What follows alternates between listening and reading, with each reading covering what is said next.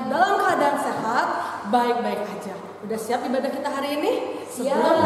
Sebelum kita mulai ibadah kita mau berdoa dulu. Kita lipat tangan kita tundukkan kepala, kita berdoa. Tuhan Yesus, terima kasih hari ini kami boleh beribadah. Walaupun kami berbeda tempat, tapi kami yakin dan percaya ada kasih Tuhan di antara setiap kami. Tuhan, pimpin kebaktian sekolah minggu hari ini, agar kebaktian pagi ini boleh menjadi kebaktian yang sungguh berkenan di hadapan Tuhan. Terima kasih Tuhan, di dalam nama Tuhan kami Yesus Kristus kami berdoa.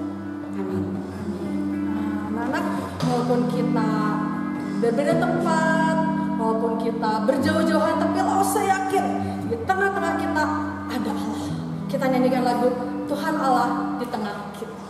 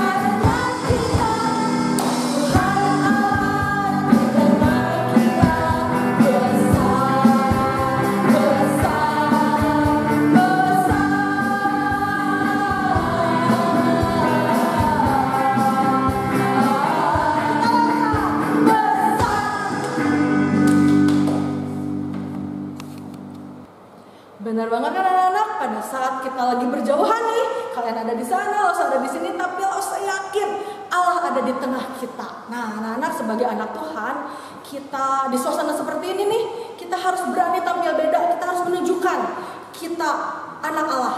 Kita pada saat kita seperti ini, kita bisa datang ke sama Tuhan, kita nyanyi-nyanyi pujian, bukannya khawatir, karena kita yakin Allah berserta dengan kita. Kita nyanyikan lagu berani tampil beda.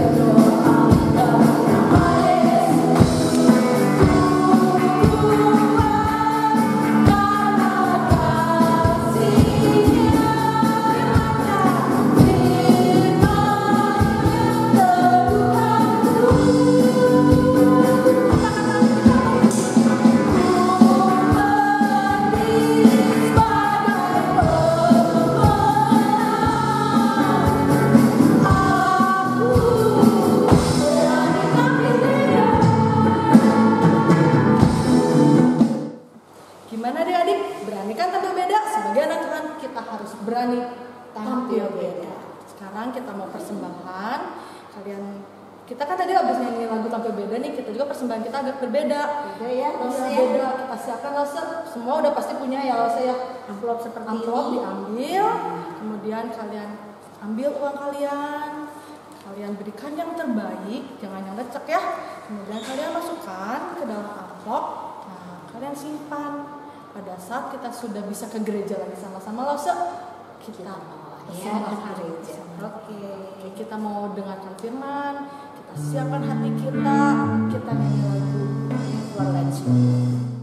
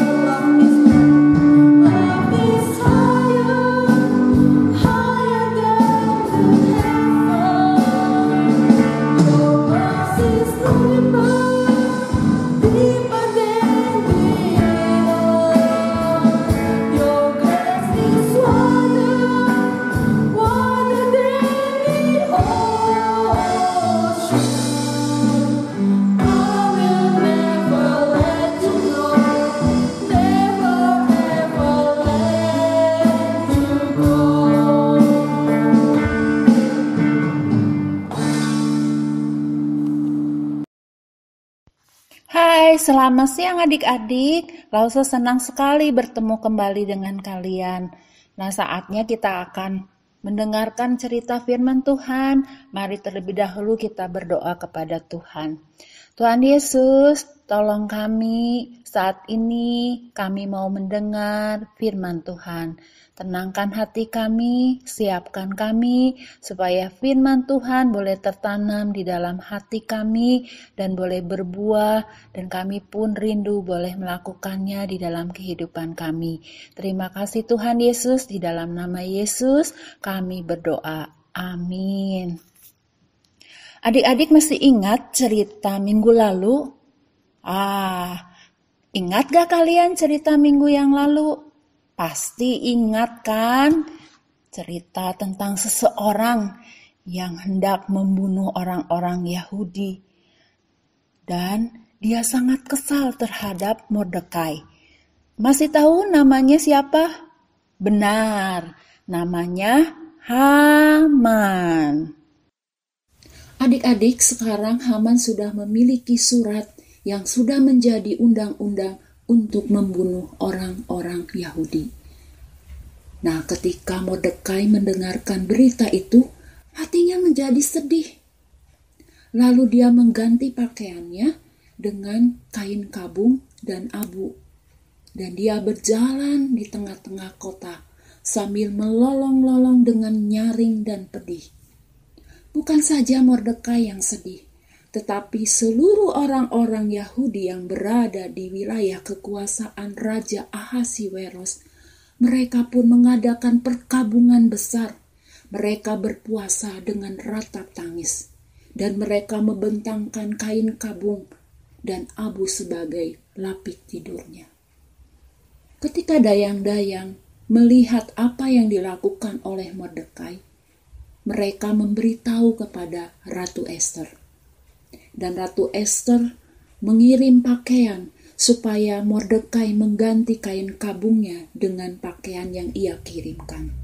Sebab adik-adik, setiap orang yang berada di sekitar istana tidak boleh memakai kain kabung. Nah, apakah Mordekai mau mengganti pakaiannya adik-adik? Ternyata Mordekai tidak mau mengganti pakaiannya. Hal ini membuat Ester penasaran. Lalu Ester menyuruh Hatach, sida-sida raja, untuk bertanya kepada Mordekai. Dan Mordekai menyampaikan kepada Hatach bahwa Haman sekarang dia memiliki surat yang sudah menjadi undang-undang untuk membunuh orang-orang Yahudi. Dan surat itu Mordekai berikan kepada Hatach untuk disampaikan kepada Ratu Ester. Selain itu adik-adik, Mordekai memohon agar Ratu Ester menghadap raja untuk mendapat karunia membebaskan orang-orang Yahudi. Ketika Ester mendengar hal itu, kira-kira bagaimana adik-adik perasaan Ester? Ternyata adik-adik, Ester merasa takut. Kenapa ya Ester merasa takut?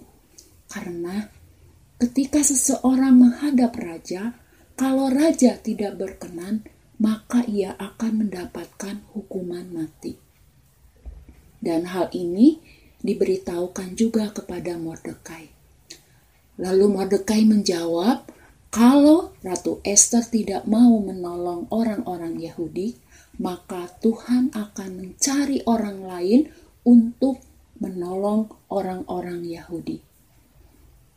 Pada akhirnya adik-adik, Ratu Ester walaupun dia merasa takut, dia mau menghadap raja. Tetapi Ratu Ester meminta agar seluruh orang-orang Yahudi yang berada di kota Susan berkumpul.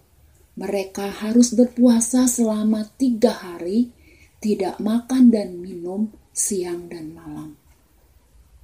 Setelah waktu 3 hari berlalu, maka Ester menghadap raja. Apa yang terjadi? Allah mendengarkan doa, Allah mendengarkan seruan dari orang-orang Yahudi. Adik-adik, pada saat itu, raja berkenan atas kunjungan Ratu Ester. Dan raja mengulurkan tongkat emasnya sebagai tanda bahwa raja berkenan atas kunjungan Ratu Ester. Wah, perasaan Ratu Ester gimana ya? Ternyata adik-adik, Ester pada saat itu merasakan senang karena raja berkenan kepada dia. Lalu raja berkata kepada Ratu Ester, apa maksud kedatangan Ratu Ester dan apa permintaan Ratu Ester? Lalu Ratu Ester memohon agar raja beserta dengan Haman datang ke perjamuan yang akan ia adakan. Dan raja menyetujui dan ia akan datang ke perjamuan itu. Lalu raja menyuruh orang untuk memanggil Haman bersama-sama untuk pergi ke perjamuan Ratu Ester. Dalam perjamuan itu hati raja merasa senang, sehingga raja berkata kepada Ratu Ester, apapun yang menjadi permintaan Ratu Ester akan ia kabulkan. Adik-adik, Ratu Ester hanya meminta satu permintaan saja. Dia memohon agar raja dan Haman datang ke perjamuan yang akan diadakan pada esok hari. Nah, ketika Haman keluar dari perjamuan itu, hati dia merasakan senang karena dia telah diundang oleh Ratu Ester. Tetapi kesenangan dia berubah menjadi panas hati ketika dia melihat Mordekai yang tidak mau menghormati dia. Kekesalan itu dia simpan di dalam hati sampai dia tiba di rumah dan dia sampaikan semuanya itu kepada istri dan sahabatnya. Lalu adik-adik, istri dan sahabatnya memberikan usulan agar Haman mendirikan tiang gantungan setinggi 50 hasta dan Haman memandang usulan itu adalah usulan yang baik sehingga Haman menyetujuinya dan dia mendirikan tiang gantungan. Lalu Haman ingin memberitahukan hal itu kepada raja. Apakah adik-adik tahu tiang gantungan itu untuk siapa? Tiang gantungan itu untuk menggantung Mordekai. Nah adik-adik, pada malam hari raja tidak bisa tidur. Tetapi bukannya raja mengundang seorang pemusik agar hatinya tenang dan bisa tidur. Tetapi dia malah meminta catatan sejarah kerajaan. Lalu dibacanya catatan sejarah itu, dan di sana adik-adik terdapat nama Mordekai. Nah, di dalam catatan sejarah itu, ternyata Mordekai telah berjasa memberitahu bahwa ada upaya dari sida-sida raja yang bernama Bigtan dan Teres untuk membunuh raja. Lalu raja bertanya apakah Mordekai sudah mendapatkan hadiah. Ternyata belum. Lalu raja berpikir bahwa saatnya raja memberikan hadiah atau penghormatan kepada Mordekai. Nah adik-adik, pada saat itu datang Haman. Haman yang hendak memberitahukan kepada raja bahwa ia akan menggantung Mordekai di atas tiang gantungan. Lalu raja bertanya kepada Haman apa yang harus ia berikan kepada orang di mana raja berkenan. Adik-adik, saat itu Haman berpikir bahwa tidak ada lagi orang yang berkenan kepada raja selain dirinya. Lalu Haman berkata kepada raja, orang itu harus diberikan pakaian kuda yang biasa digunakan oleh raja. Dan orang itu juga dipakaikan mahkota serta diarak di lapangan dan dihormati oleh orang banyak. Lalu raja memandang hal ini adalah satu kebaikan dan raja memberikan tugas kepada Haman. Ketika Haman tahu bahwa yang mendapat penghormatan adalah Mordekai, hatinya adik-adik merasa lebih kesal, panas hati, dan dia langsung pulang ke rumah menceritakan kepada istri dan sahabatnya. Ketika Haman sedang berkata-kata, tiba-tiba datang sida-sida raja untuk menjemput Haman pergi ke perjamuan Ester. Adik-adik, di dalam perjamuan Ester, raja merasa senang. Sehingga raja berkata, apapun yang menjadi permintaan Ratu Ester pasti akan dikabulkan. Saat itulah kesempatan yang bagus buat Ratu Ester. Ratu Ester berkata kepada raja bahwa ada seseorang yang hendak membunuh dirinya dan bangsanya. Lalu raja bertanya, siapakah orang itu? Lalu ratu berkata, dialah Haman, orang jahat. Adik-adik, saat itu raja menjadi marah dan raja pergi ke taman istana. Kira-kira apa yang terjadi dengan Haman? Haman merasa takut dengan hukuman raja. Lalu dia memohon kepada Ratu Ester agar menyelamatkan nyawanya. Ketika raja kembali ke ruangan itu, dia melihat ada Haman yang sedang memegang katil di mana ratu berbaring.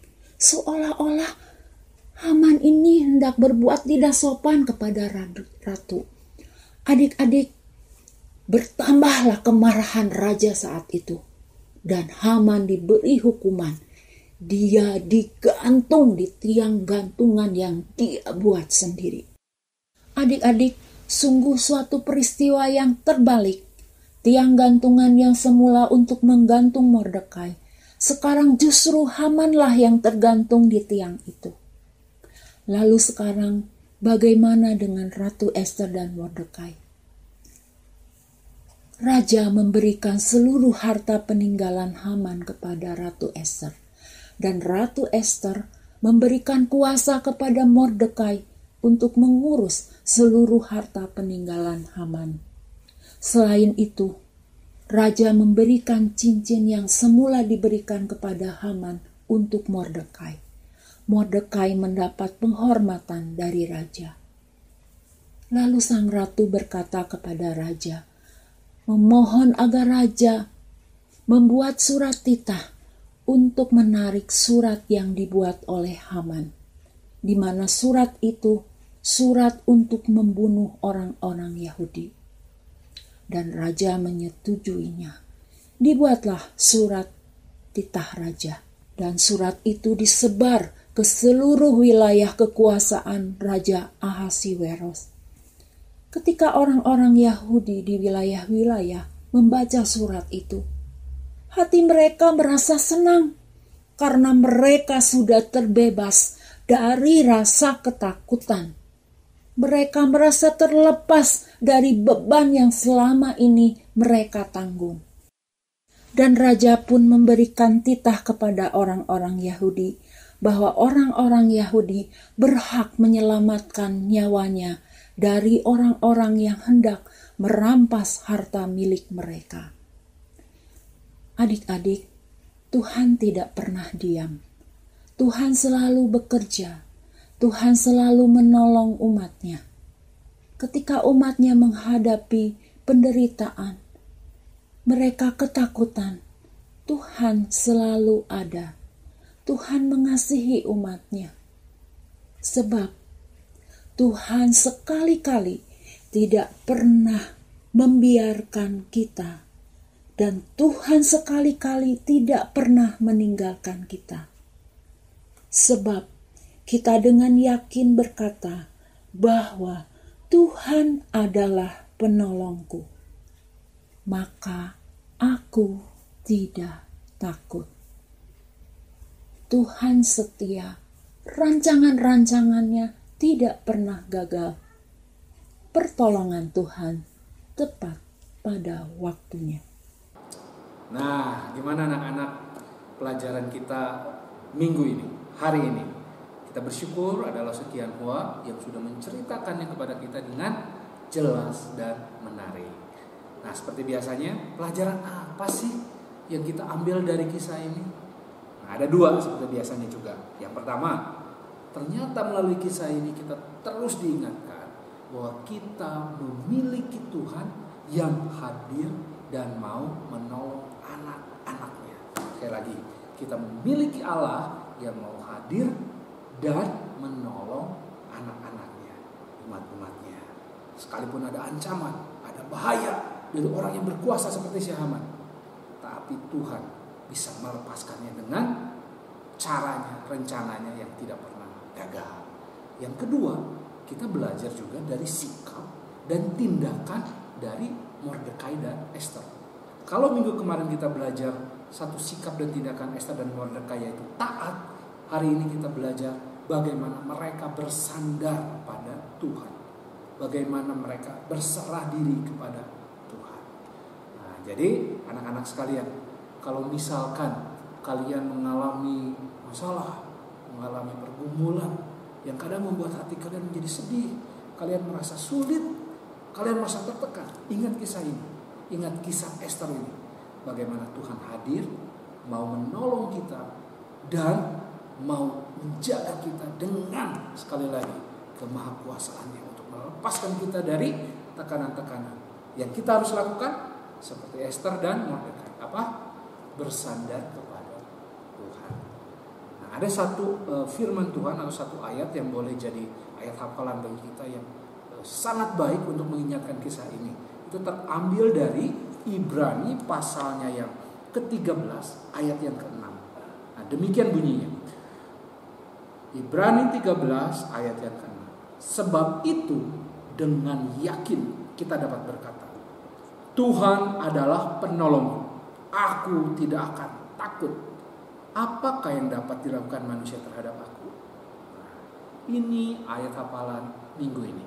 Ayat hafalan yang mengingatkan kita bahwa kita memiliki Tuhan yang hadir, yang menolong. Kita rindu bersandar, yang membuat kita berani menghadapi setiap hal-hal yang harus kita hadapi. Karena kita tahu Tuhan adalah penolong. Nah, demikian pelajaran kita hari ini dan hal-hal yang kebenaran yang kita harus ambil di minggu ini.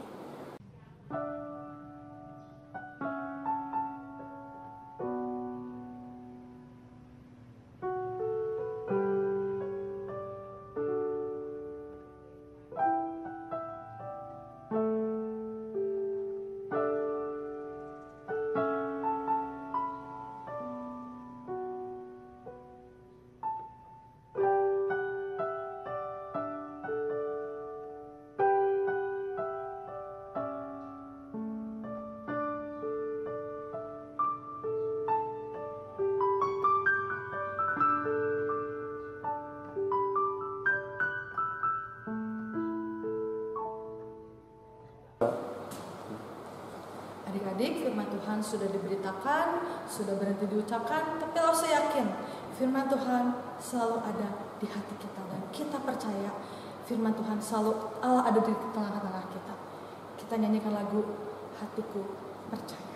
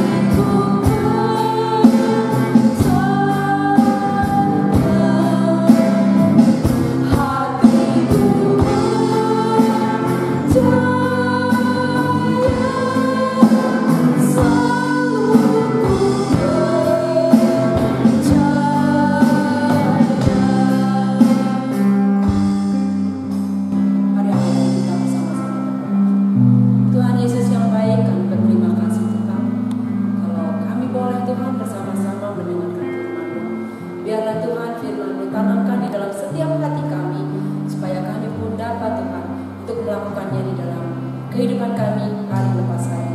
Terima kasih Tuhan, berkati kami semuanya, berkati langsung kami, berkati papa mama kami. Terima kasih Tuhan, di dalam nama Tuhan Yesus kami sudah berdoa dan bersyukur. Amin. Sampai jumpa adik-adik minggu depan, tetap di online KIM Tong. Dan